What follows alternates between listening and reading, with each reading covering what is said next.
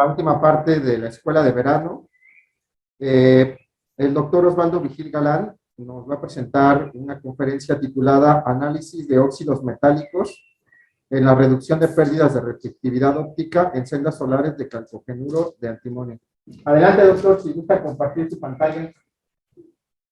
Gracias, Daniel.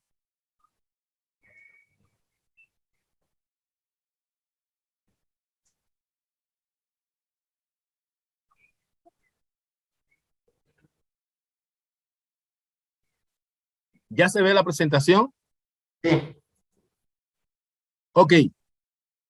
Bueno, buenas tardes a todos los presentes y los que están de manera virtual.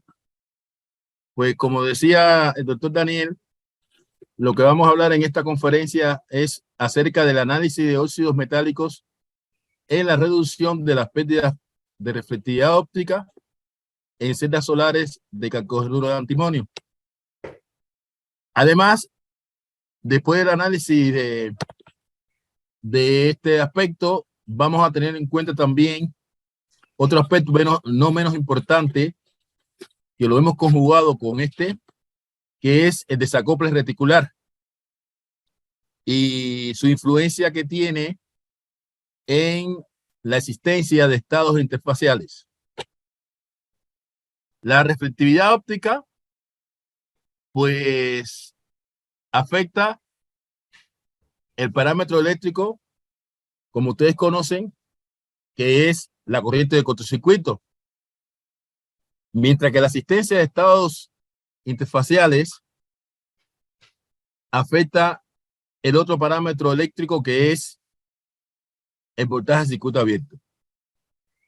En general, en las celdas solares a películas delgadas, digamos que el límite teórico que se pronostica para estas celdas en lo que respecta a la corriente de cortocircuito, pues de manera práctica se obtiene con resultados bastante satisfactorios. No así el voltaje de circuito abierto. Pudiéramos decir en términos coloquial que el voltaje a circuito abierto es el talón de Aquiles en las celdas solares a películas delgadas. Y en particular, un parámetro que también se asocia con el voltaje a circuito abierto, que es el déficit del VOC, resulta que en el caso particular de las celdas solares de calcogenuro de antimonio, se hace más crítico. Es decir, que la diferencia del voltaje a circuito abierto respecto al valor de la banda prohibida del material en cuestión, es decir, el déficit del VOC, lo conocido como el déficit del VOC, en las celdas solares de calcogenuro de antimonio, pues adquiere una relevancia importante porque ese valor es mayor que los valores reportados en otras celdas solares a películas delgadas. Entonces, lo que vamos a hacer es el análisis de, repito, las pérdidas por reflectividad y la influencia del desacople reticular de las capas que constituyen esta celda solar. Entonces, la presentación la he dividido en una breve introducción de los antecedentes. Después vamos a ver las pérdidas debidas a la luz reflejada en la superficie de una celda solar. Vamos a ver también de manera muy concreta la teoría que respalda a el efecto de las capas antirreflejantes, es decir, las CAR. Vamos a ver la aplicación del modelo de estas capas antirreflejantes de las CAR en las configuraciones de superestrato y de sustrato, que son las configuraciones en que se procesan estas celdas solares. Después analizaremos los aspectos relacionados con el desacople reticular y por último haremos entonces las conclusiones. Bueno, en primer lugar, la disminución de las pérdidas por reflexión en una celda solar, pues ha sido uno de los aspectos que ha sido motivo de interés por parte de los especialistas vinculados al procesamiento de estas celdas. Las pérdidas por reflexión, como decía anteriormente, se reflejan directamente en el parámetro de la corriente de cortocircuito. Y, por ejemplo, en el caso de las celdas solares de silicio,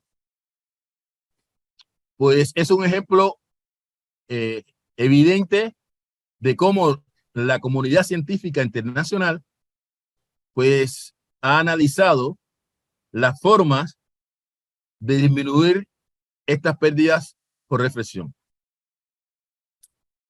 Las dos técnicas o los dos métodos que se han utilizado en el caso del silicio para disminuir las pérdidas por reflexión son el texturar la superficie, como se muestra en la figura de la izquierda, es decir, crear en la superficie de silicio una superficie en forma de pirámides, en la cual lo que se produce es el efecto de reflexiones múltiples que al final lo que garantizan es que el rayo de radiación incidente que en una superficie plana se pierde por reflexión, en el caso de una superficie texturada, pues esta luz o esta componente de la luz reflejada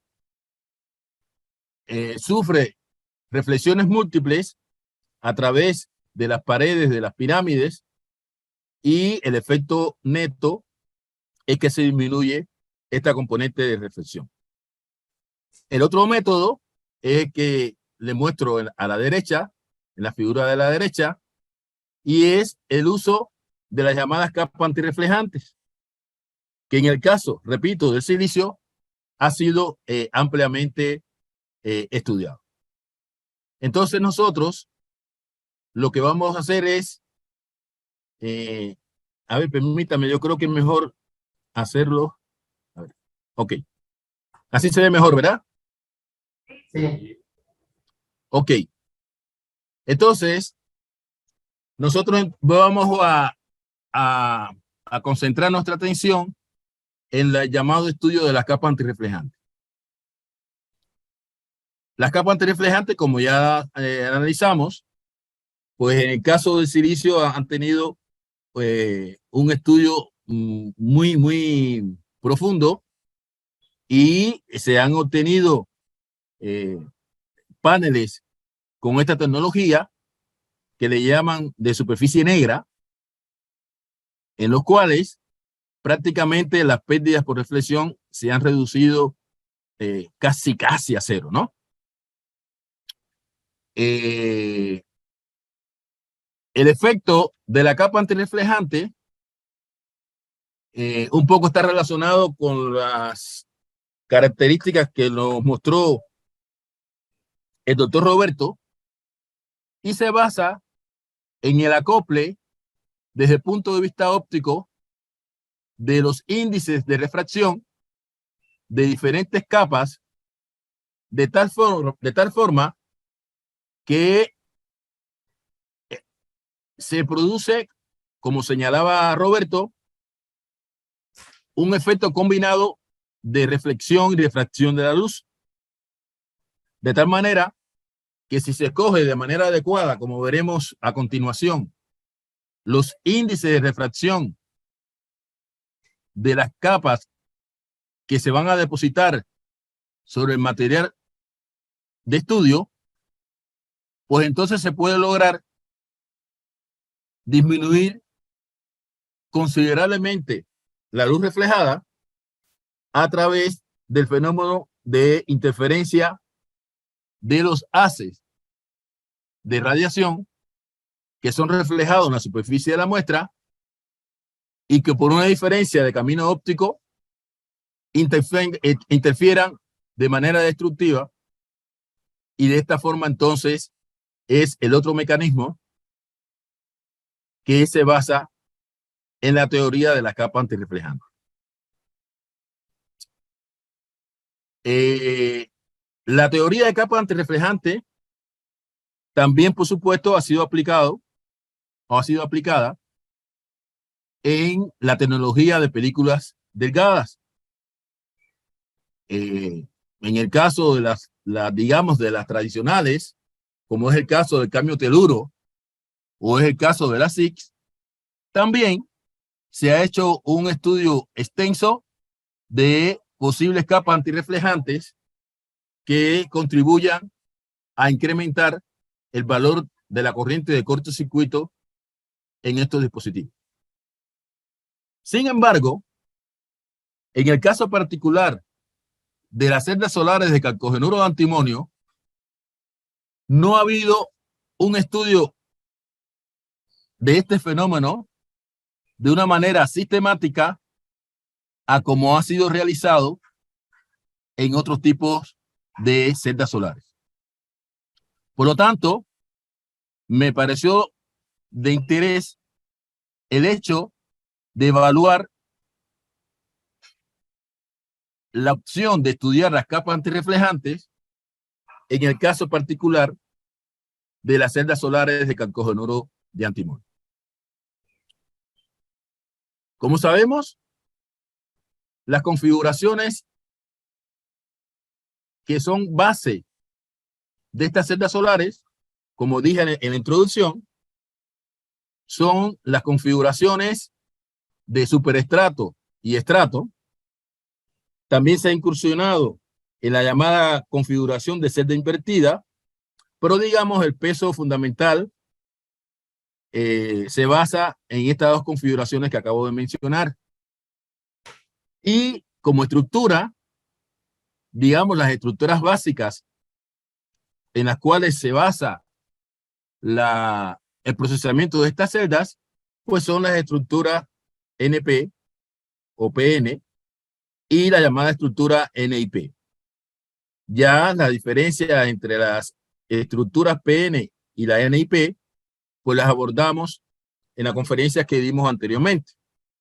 De tal manera que nuestro estudio se va a basar en la aplicación de la teoría de capas antirreflejantes en celdas solares de calcogenuro de antimonio que son procesadas en la configuración de superestrato y de estrato respectivamente. En la figura de la derecha, pues le estoy representando estas dos configuraciones. Como ustedes conocen, la diferencia entre una y otra es la forma en que se van apilando las películas respecto al sustrato. En el caso de una configuración de superestrato, si empezamos por el sustrato de vidrio, el soporte de vidrio, pues la secuencia con que se depositan las capas se basa en depositar el TCO o usar un vidrio conductor. Eso es seguido de la capa ETL o capa buffer. Después, de manera consecutiva, se deposita el absorbedor y se termina la estructura de la celda con un metal. Si estamos trabajando con la estructura NIP, pues entonces se adiciona una capa HTL y también habíamos visto cuál es la importancia de tener una estructura NIP en este tipo de celdas. La estructura NIP en este tipo de celda se da por el hecho que también analizamos en la conferencia anterior de que los calcogenuros de antimonio tienen una conductividad intrínseca baja, con una concentración promedio de portadores intrínsecos del orden de 10 a la 13 a 10 a la 14 pues, centímetros a menos 3. Y entonces esto valida el hecho de considerar al absorbedor como un semiconductor intrínseco, de tal manera que entonces la parte intrínseca es el absorbedor la parte N es la película ETL, es decir, la película que se caracteriza por la capa transportadora de electrones, y al final está la capa HTL o capa transportadora de huecos.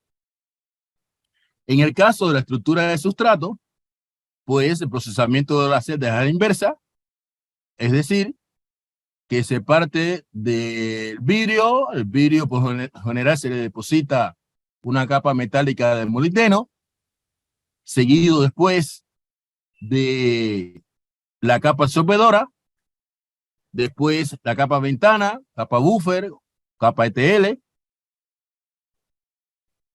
y por último se hace un depósito de una capa de óxido de zinc intrínseco, y se completa el dispositivo por lo general con un depósito de TCO, que también de manera general se utiliza el litio. De tal manera que ahí tendríamos entonces las dos estructuras o las dos configuraciones que son las que vamos a tener en cuenta en esta práctica. Entonces, ¿cómo y de qué manera vamos a analizar la teoría de capa antirreflejante, pero no de una manera general, sino aplicándola a las estructuras y sobre todo al tipo de películas que por una razón u otra acompañan como partner a los absorbedores? Es decir, que el modelo teórico de la capa antirreflejante o antirreflectantes la vamos a aplicar a estructuras que son las que se procesan realmente en este tipo de celdas solares, ¿no? Entonces,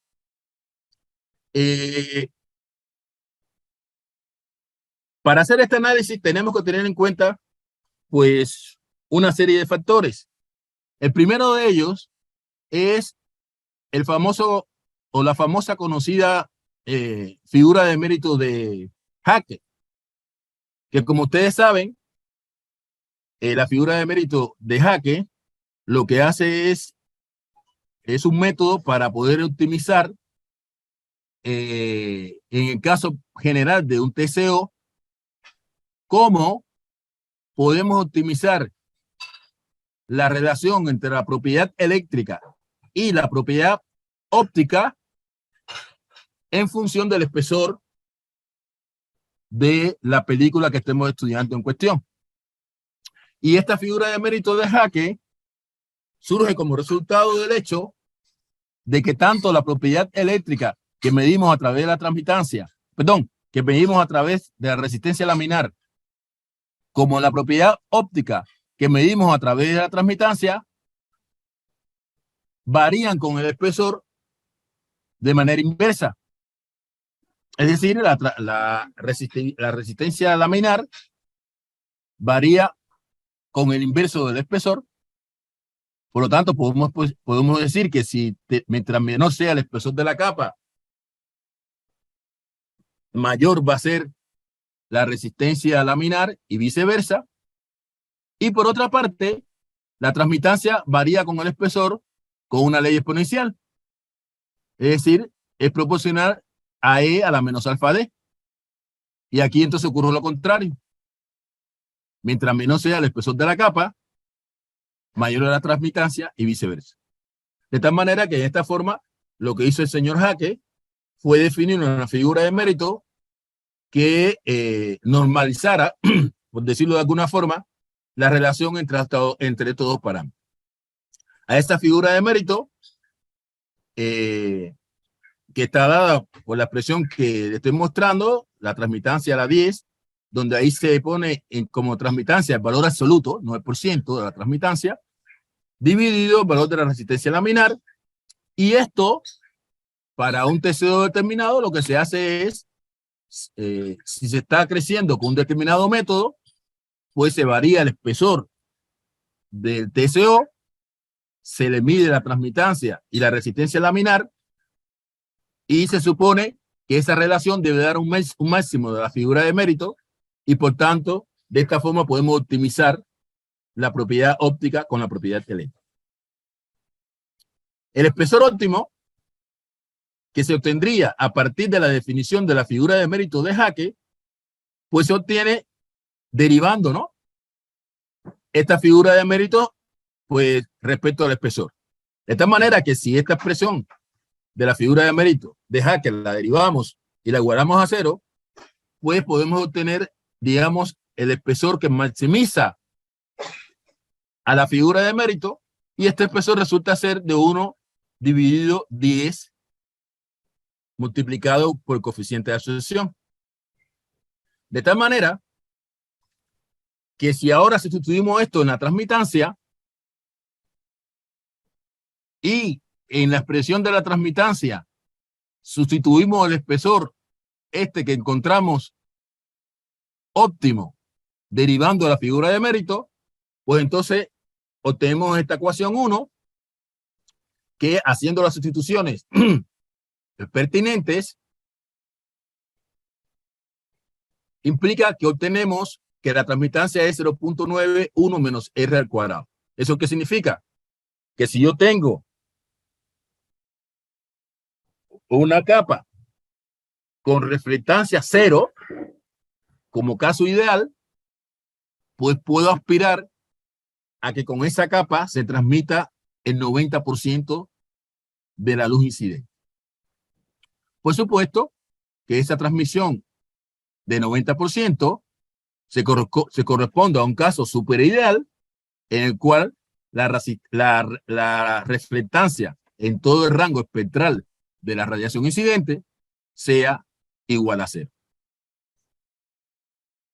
Entonces la pregunta es, ¿hasta qué punto nosotros podemos acercarnos a esa condición ideal si tenemos en cuenta el coeficiente de reflexión real del sistema que queremos estudiar? De tal manera que para responder esa pregunta, lo que tenemos es que conocer la dependencia de R con la longitud de onda. Y esta dependencia de R con la longitud de onda va a estar en función si estamos analizando un sistema de una capa, de 2 capas o de múltiples capas. En el caso en que estemos considerando la incidencia de la luz normal y queramos evaluar a qué valor de longitud de onda podemos obtener una reflectancia igual a 0, pues entonces la teoría nos dice que el cálculo de la reflectancia para este caso particular que estamos analizando, el de una sola capa, puede escribirse como aparece en la ecuación 2,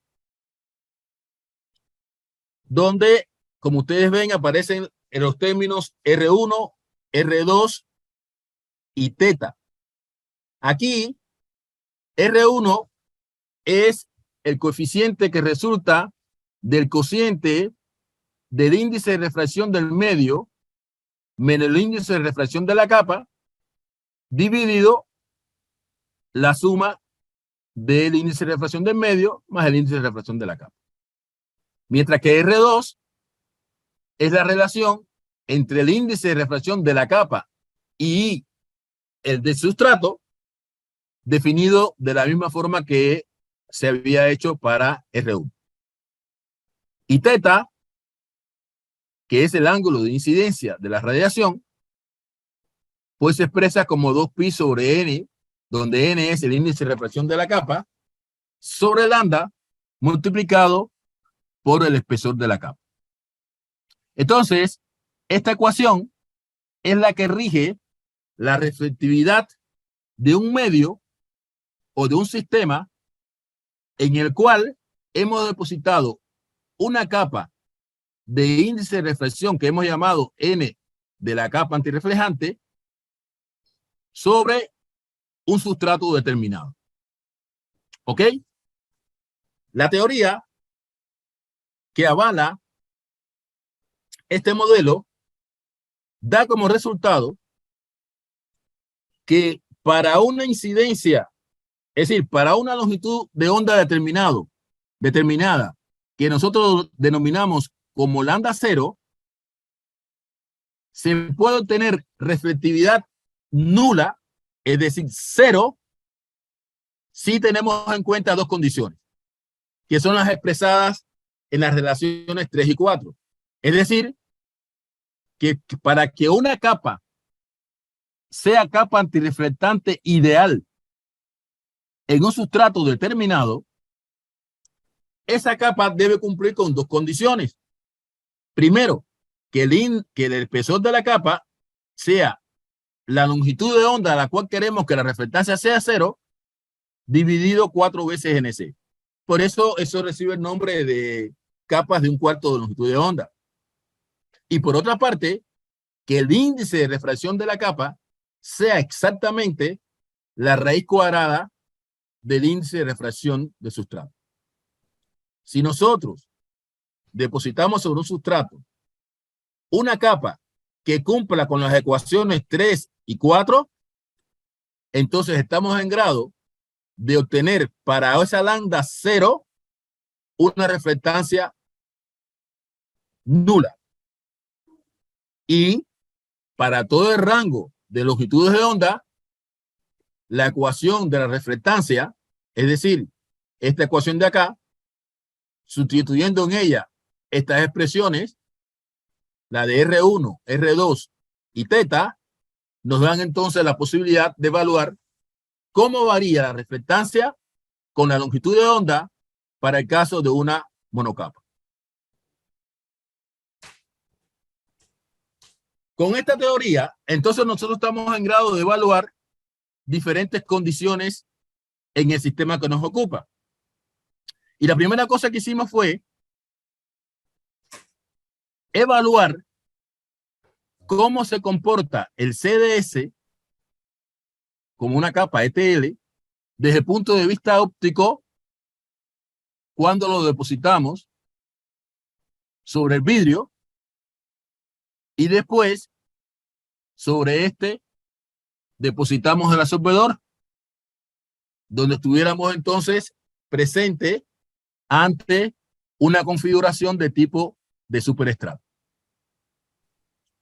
Si queremos conocer, eso ustedes lo saben de óptica, la dependencia de R de la reflectancia con la longitud de onda, pues debemos conocer cómo depende con este parámetro el índice de refracción y el llamado coeficiente de extinción K. De tal manera que ustedes conocen que la reflectancia se puede expresar en función de N y K. En la figura de la derecha les muestro, en el caso del CDS, la dependencia del coeficiente de refracción, la dependencia del coeficiente de extinción y el resultado de la dependencia de R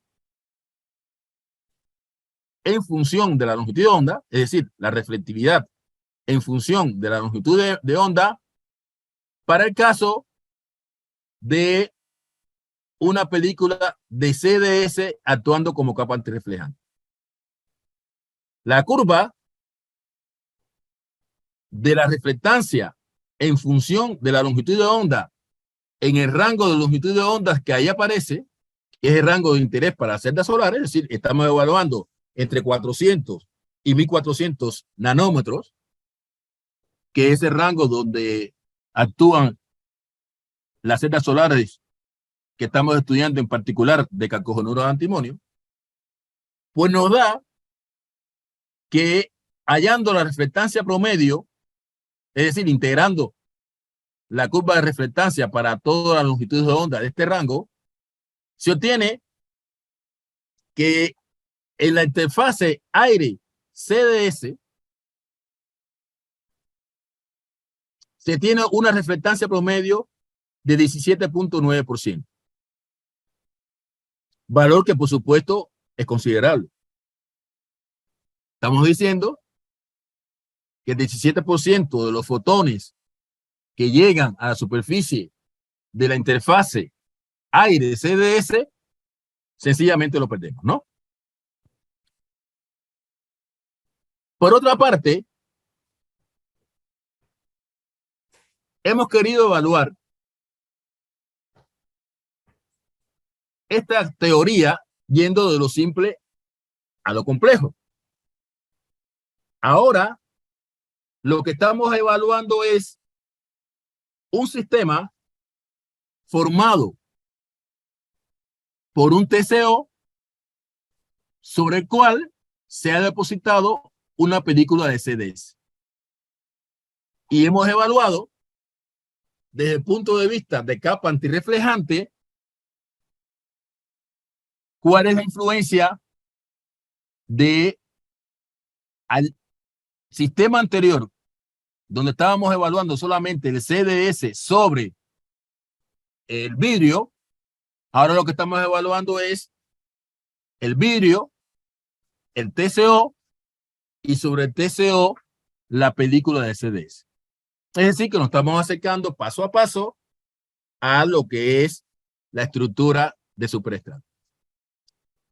En la figura de la izquierda le estoy mostrando la reflectancia que se calcula, que hemos calculado, considerando las interfaces vidrio FTO CDS y vidrio ITO CDS.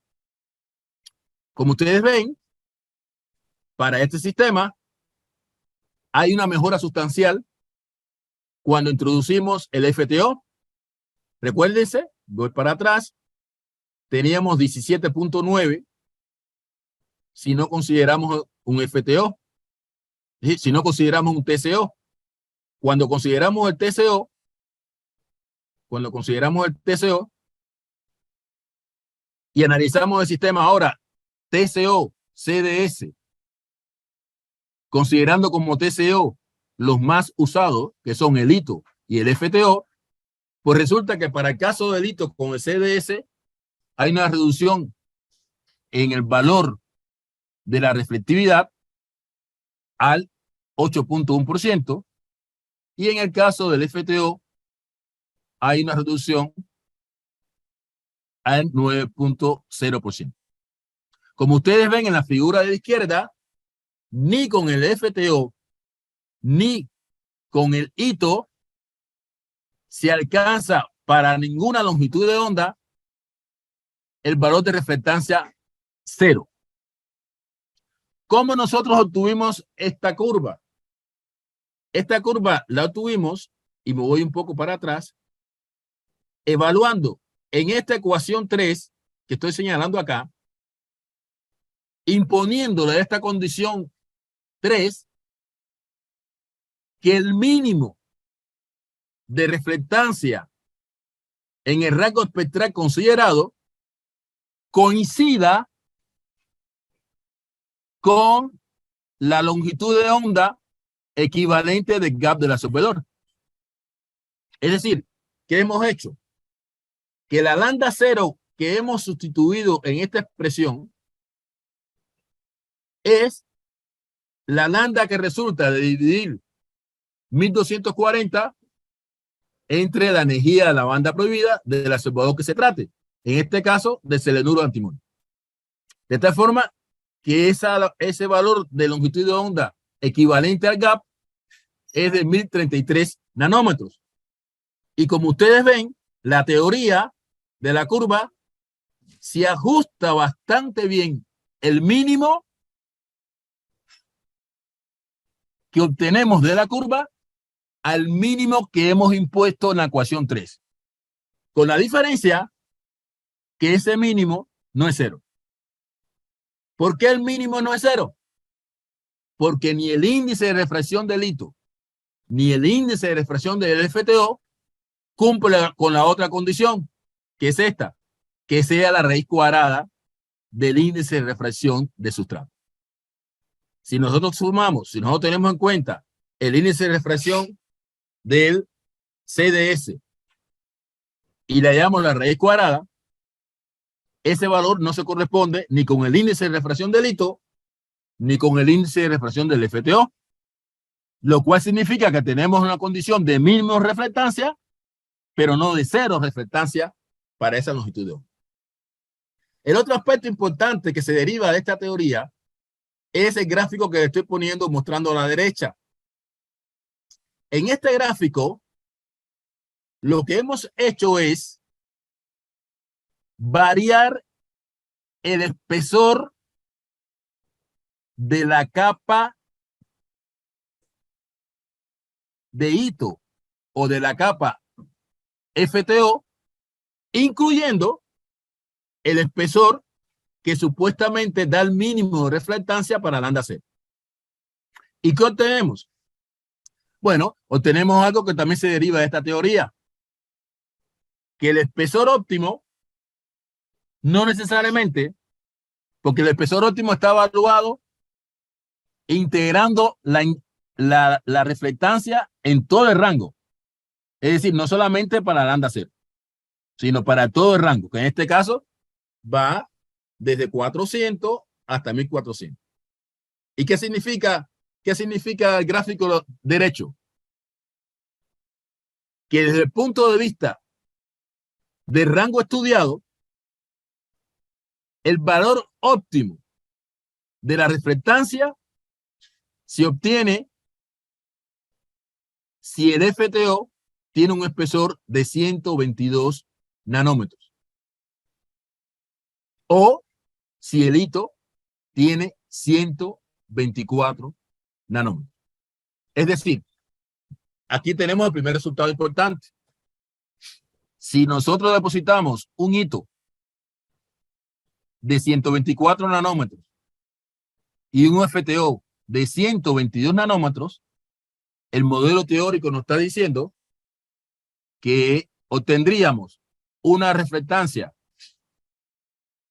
de mínimo de 8.2 o 8.6% de transmitancia integrada en todo el rango de longitud de onda de interés.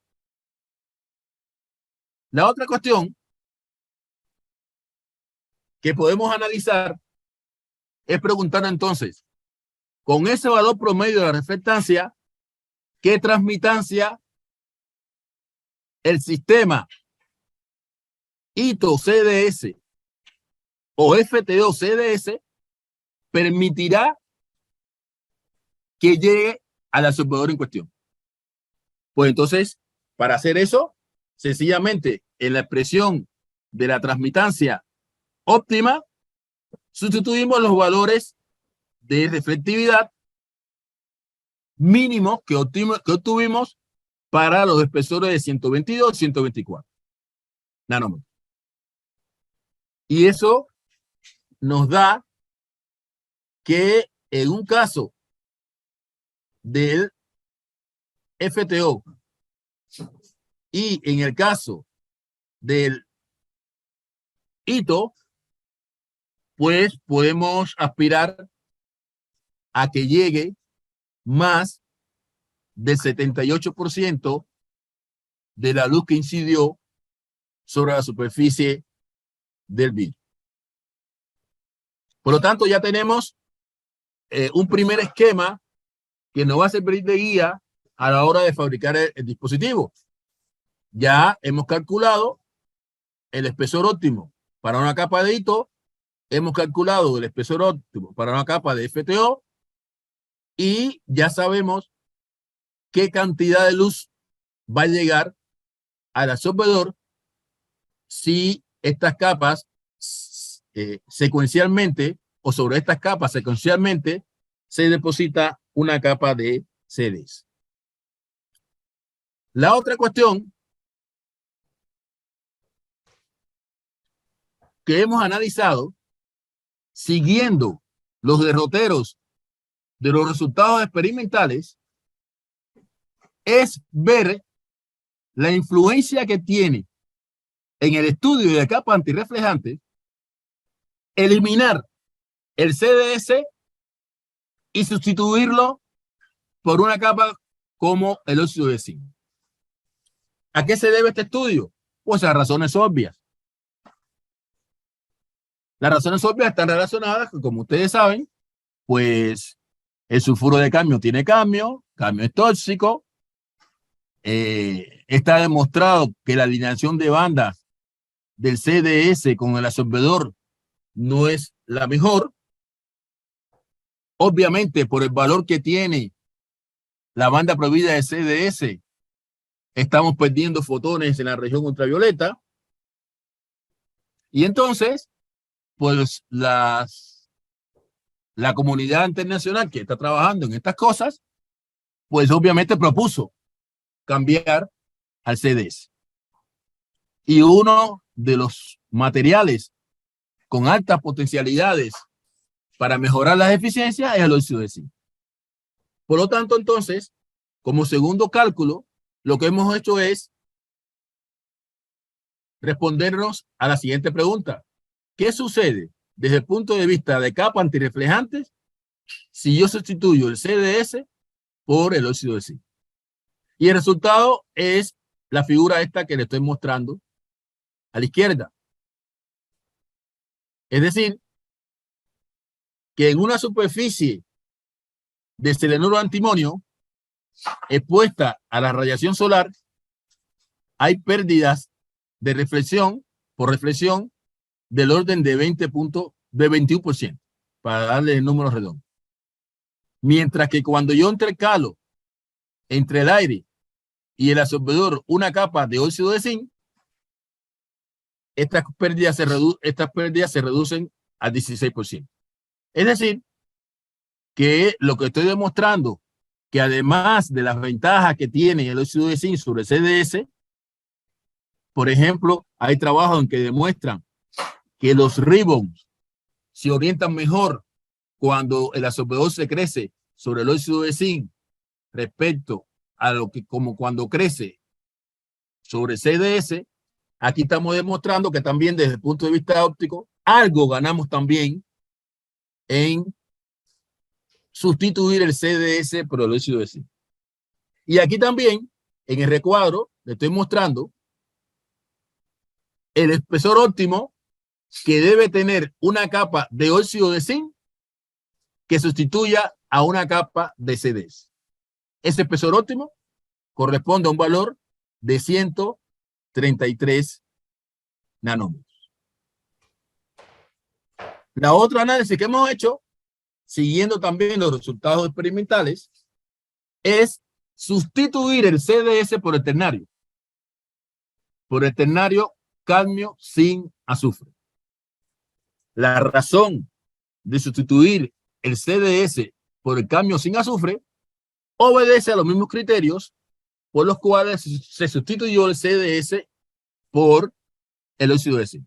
Es decir, disminuir contenido de cadmio, tener un material con un gap mayor que correspondiente al CDS, y de este resultado es la figura que le muestro a la derecha. Es decir, el mismo espectro, pero ahora analizando la sustitución del CDS por el ternario. De manera que lo que le estoy mostrando es el sistema ITO con el ternario y el sistema FTO con el ternario para compararlo con los resultados que le demostré del ITO con el CDS y el FTO con el CDS. Y como les muestro en la figura, para el caso del ITO y el ternario, con la composición que ahí aparece, se obtiene una reflectancia de 7,9. Y en el caso del FTO, se obtiene una reflectancia de 8,9. Si ahora comparamos estos resultados con el anterior, donde lo que se hace es sustituir el CDS por el óxido de zinc, pues comparando los valores de ambas curvas, se observa claramente que este sistema de sustituir el CDS por el ternario, pero utilizando ITO y FTO, resulta ser un sistema que desde el punto de vista de capa antirreflejante es mejor que la sustitución completa del CDS por el óxido de zinc. Bueno, pero ustedes se pudieran preguntar, tendría yo también que evaluar qué papel juega el sistema ITO óxido de zinc o FTO óxido de zinc. Eso también lo hicimos y el resultado es análogo.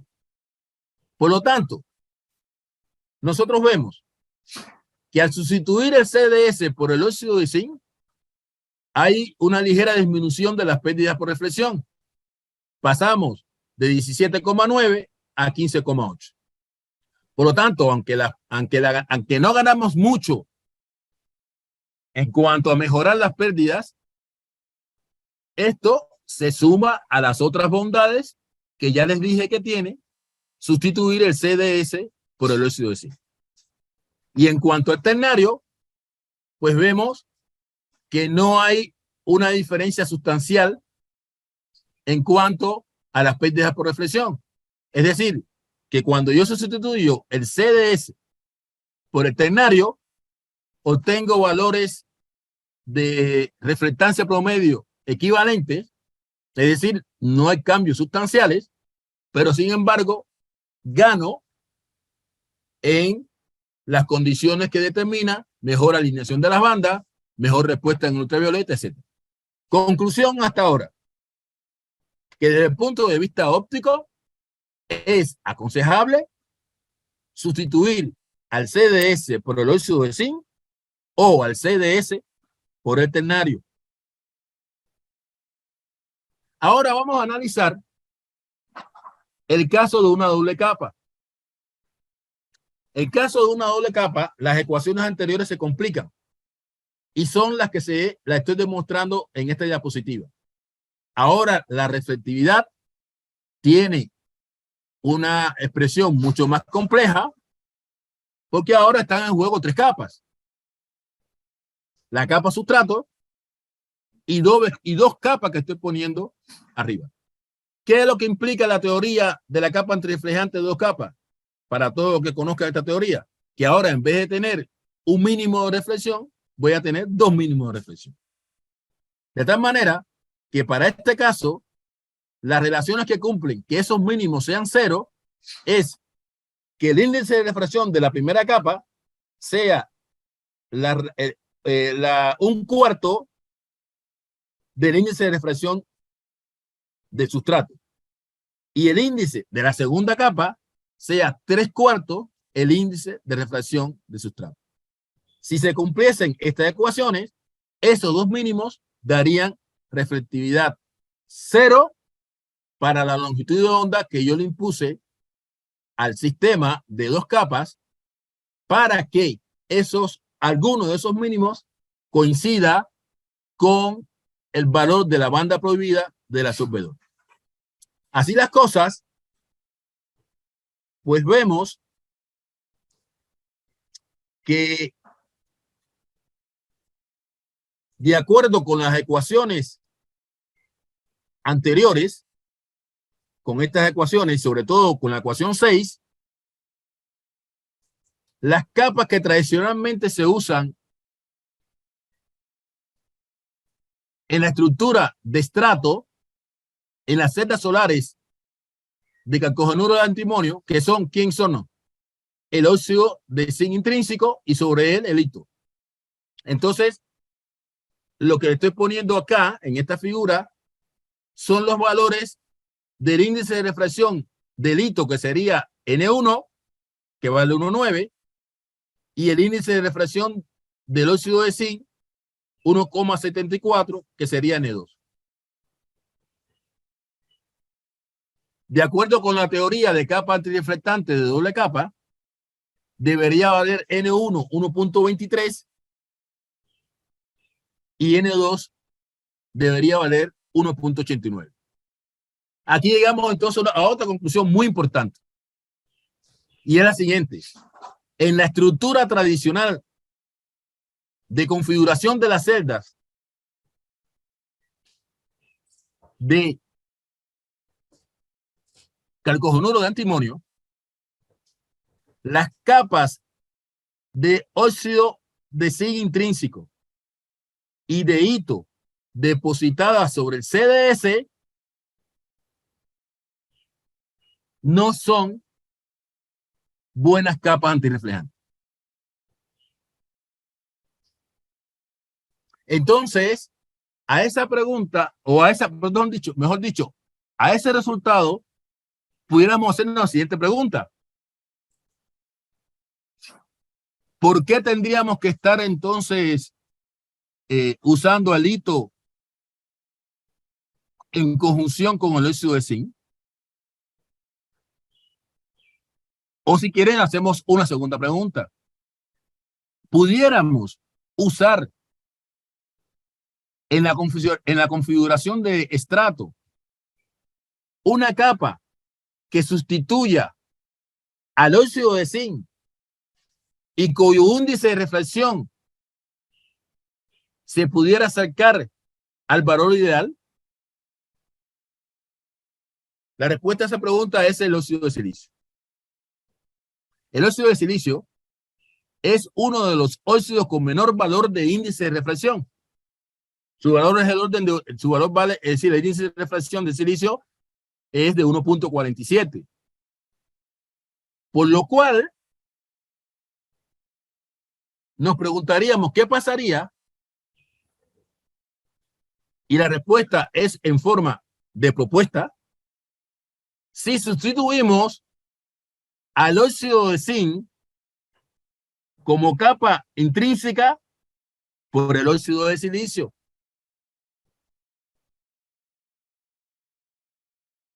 Y la sustitución, desde el punto de vista óptico de esa propuesta, se lo muestro en la figura que sigue.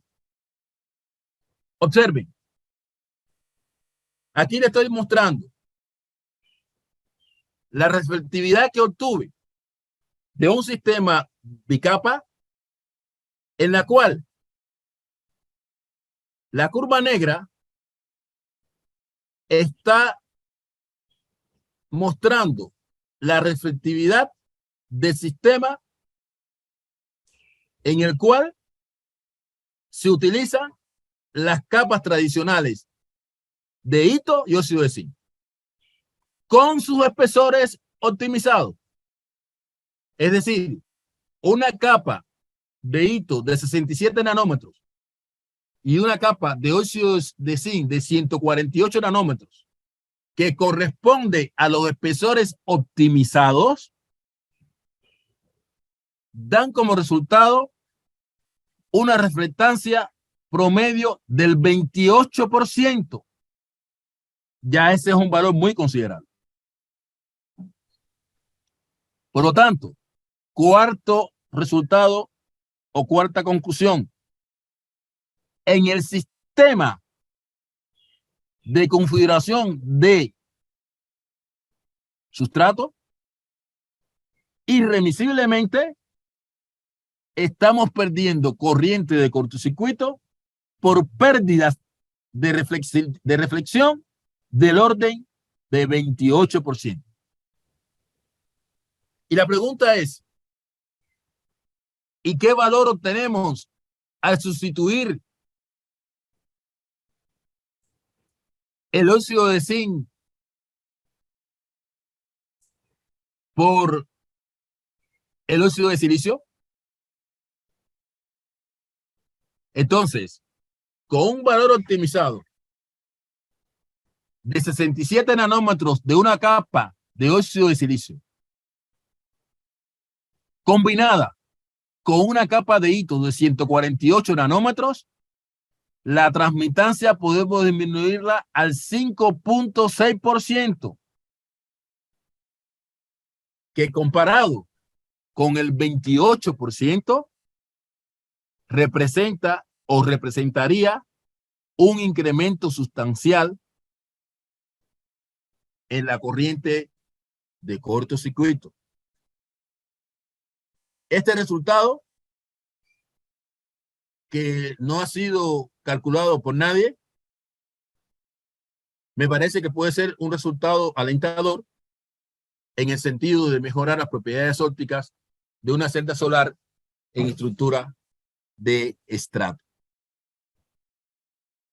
Entonces, ya vamos conformando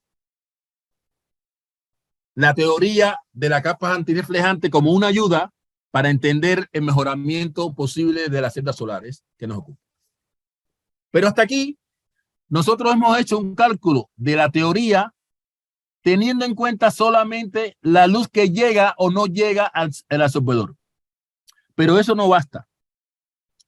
Para que los cálculos nuestros sean lo más realistas posible, tenemos que tener en cuenta, en estos cálculos de capa antirreflejante, tenemos que tener en cuenta la respuesta espectral de la celda, que no lo hemos tenido en cuenta hasta ahora.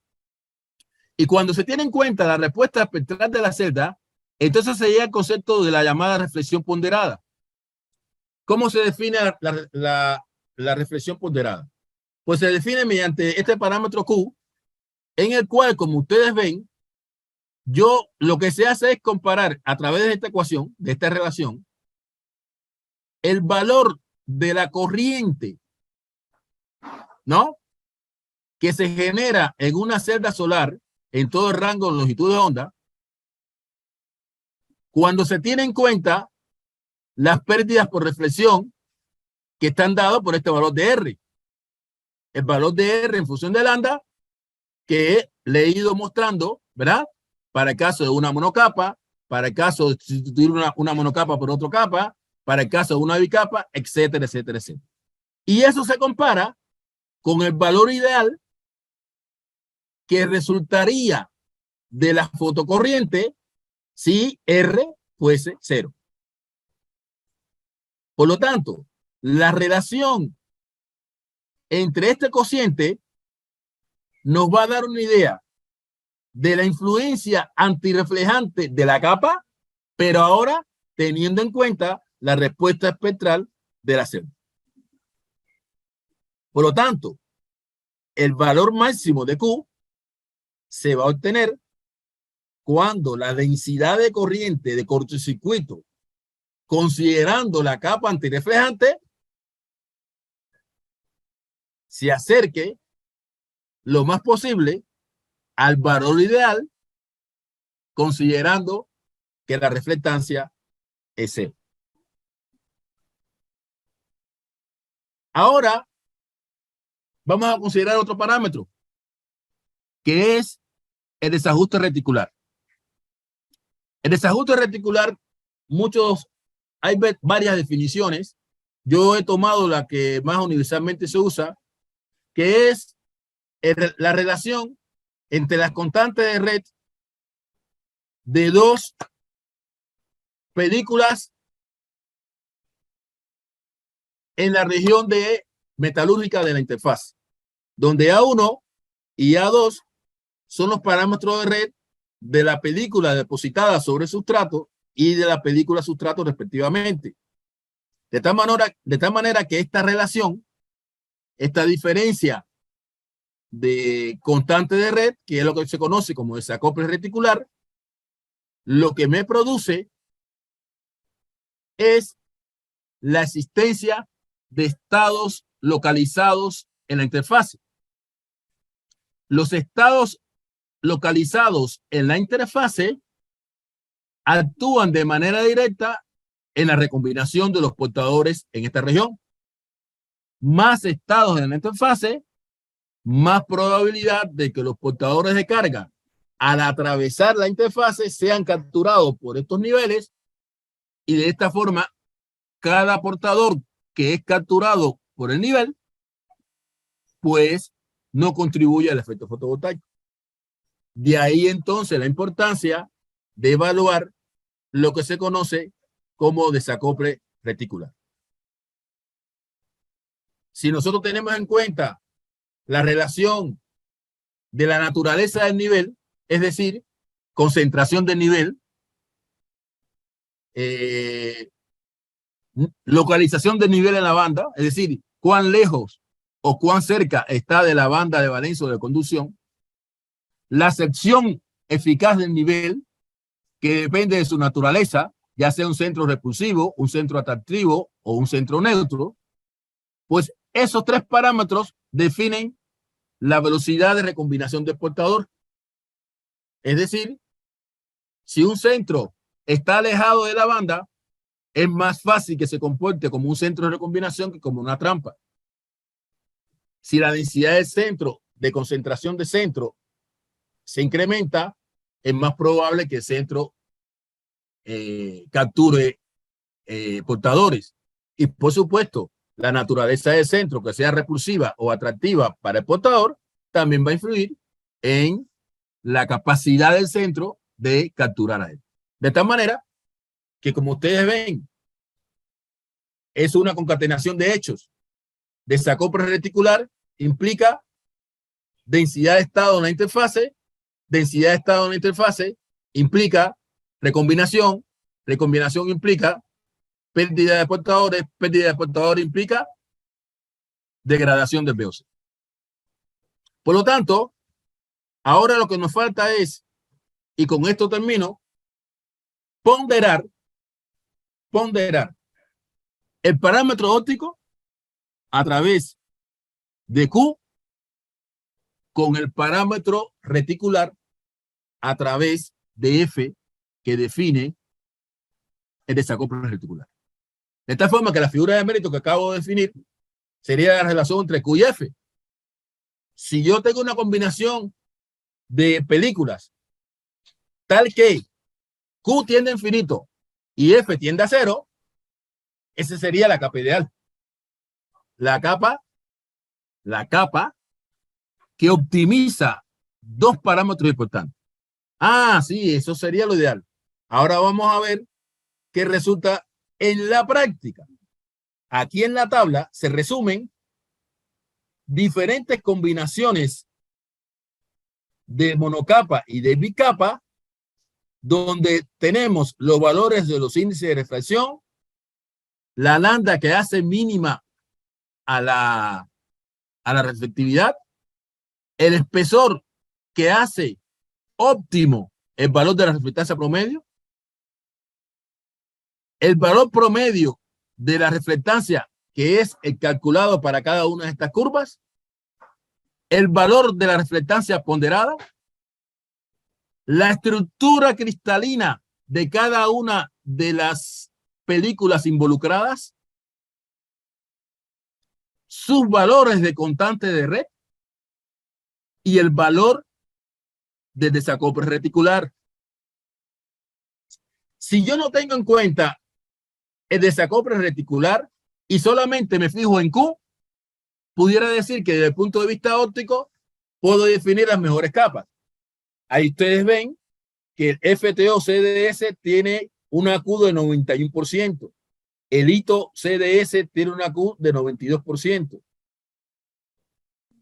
Y para el caso del ternario, 91, 92. Están ahí rondando lo mismo. Sin embargo, desde el punto de vista óptico, observen que el hito con el óxido de zinc tiene 63%, 64%. Es peor. Mientras que la propuesta que estamos haciendo de hito óxido de silicio tiene 93.6%. Eso es desde el punto de vista óptico. Sin embargo, para que la celda funcione bien, tendríamos que al menos tener en cuenta el factor óptico y el factor de desacople reticular. Y eso lo define la figura de mérito Q sobre F. Observen que lo que era estrella definido a través de Q deja de serlo cuando lo definimos a través de FM. ¿Por qué? Porque no necesariamente el sistema de acople de películas que desde el punto de vista óptico funciona, no lo hace desde el punto de vista de desacople reticular. ¿Sí? ¿Y qué observamos? Que cuando hablamos de desacople reticular, entonces de todas las posibles opciones, la que aparece como estrella es el CDS. Y eso, ¿saben lo que significa? De manera intuitiva, que con todos los problemas que se le achacan al CDS, sigue siendo el CDS la capa insignia en las películas delgadas, con un 15-18%. Y repito, eso pudiera explicar que aunque en algunos casos la sustitución del CDS por otras películas mejora en cierta medida la eficiencia, de manera integral, el CDS sigue siendo el campeón. Y no es una casualidad que las mejores celdas reportadas con eficiencia se hayan logrado con el CDS como capa estrella. Por lo tanto, ¿qué podemos entonces concluir? Podemos concluir que desde el punto de vista de modelo, nuestro modelo nos permite determinar hasta qué punto las propiedades ópticas y reticulares podemos tener en cuenta como una guía que nos permita en cierta medida mejorar la eficiencia de la celda. Pero por otra parte, siendo realista, esa misma figura de mérito nos dice cuán difícil va a ser mejorar la eficiencia cuando uno tenga en cuenta esta actividad multifuncional que tenemos que exigirle a la celda y al calcogenuro de antimonio para que sean eficientes. Es decir, que si los ribos estén parados, que se acople las propiedades ópticas, que se acople la constante de la red. Esa amalgama de cosas es lo que determina que en principio tengamos que andar con cautela. Por último, lo que hemos hecho es ver si nuestro modelo coincide con los resultados experimentales. Para eso, nosotros hallamos la figura de mérito de una capa de óxido de zinc que crecemos en el laboratorio en función del espesor. Y resultó que el espesor óptimo de esa capa de óxido de zinc fue de 135 nanómetros. Y el espesor óptimo que nosotros dijimos que sería el ideal para una capa de óxido de zinc desde el punto de vista de capa antirreflejante, resultó de 133 nanómetros. Lo cual quiere decir que el resultado experimental valida el cálculo teórico que hemos realizado. Por lo tanto, a manera de conclusión, podemos decir que teniendo en cuenta las pérdidas por reflexión y las pérdidas debido al desacople reticular, los resultados mostrados en este trabajo nos van a servir de guía a nosotros, pero también cuando lo publiquemos servirá de guía para otros investigadores, primero para tener en cuenta desde el punto de vista óptico y desde el punto de vista de constante de la red, cuáles pueden ser las mejores opciones. Segundo, tener en cuenta que con esas opciones el panorama se convierte en un panorama no tan optimista. Tercero, se demuestra el por qué las celdas solares más eficientes han sido obtenidas con una capa HTL de tipo, ¿cómo se llama? Espiro. Es decir, el mejor acople reticular con el absorbedor se tiene para la capa con la cual se ha mostrado la mayor eficiencia. Lo cual no implica que esa celda con mayor eficiencia tenga muchas posibilidades de ser escala. Entonces, con esto, lo que he querido demostrarle que el camino es arduo, que hay mucho por hacer y que este trabajo es parte de todo lo que hay que evaluar para que al final podamos superar el 11% de eficiencia en esta celda solar. Gracias. Muchas gracias, doctor. Damos un aplauso.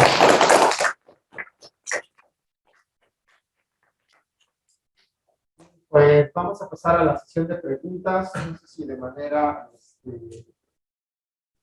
aquí, virtual o presencial hay alguna pregunta.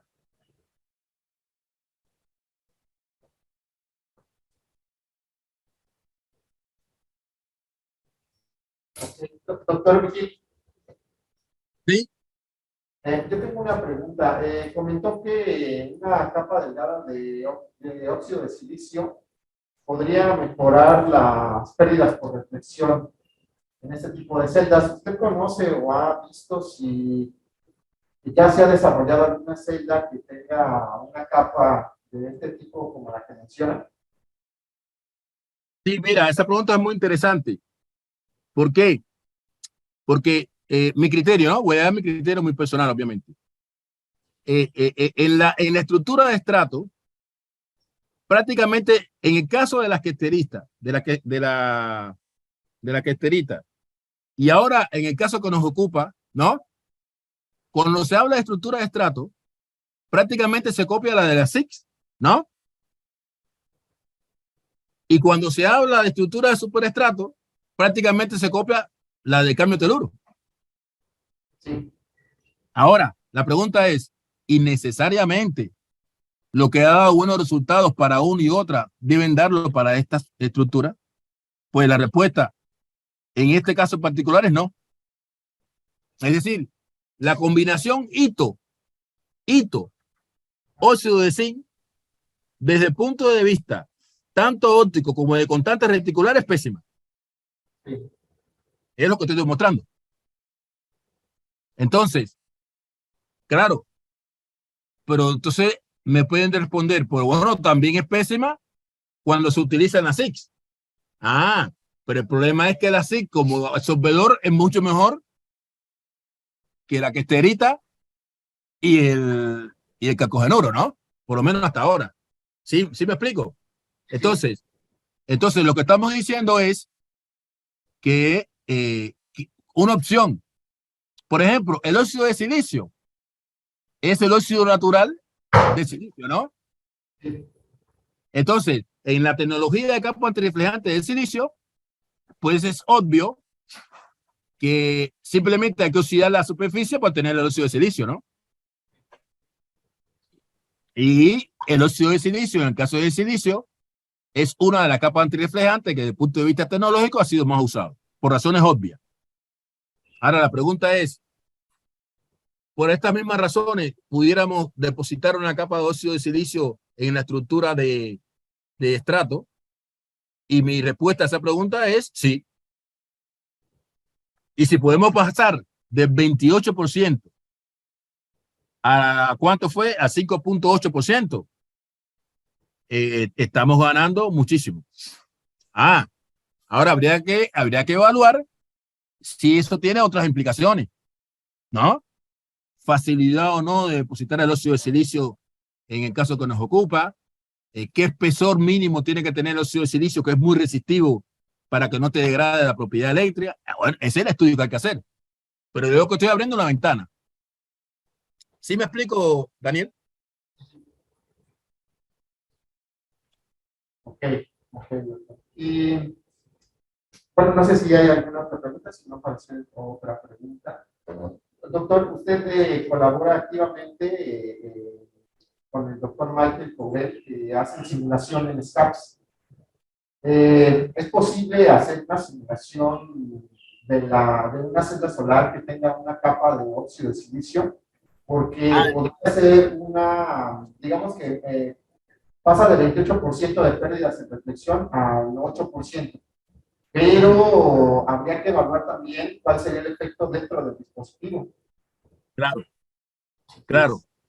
Sí, yo aquí lo que he evaluado, porque fíjate que cuando tú tienes en cuenta la figura de mérito y solamente he evaluado dos aspectos, ¿no?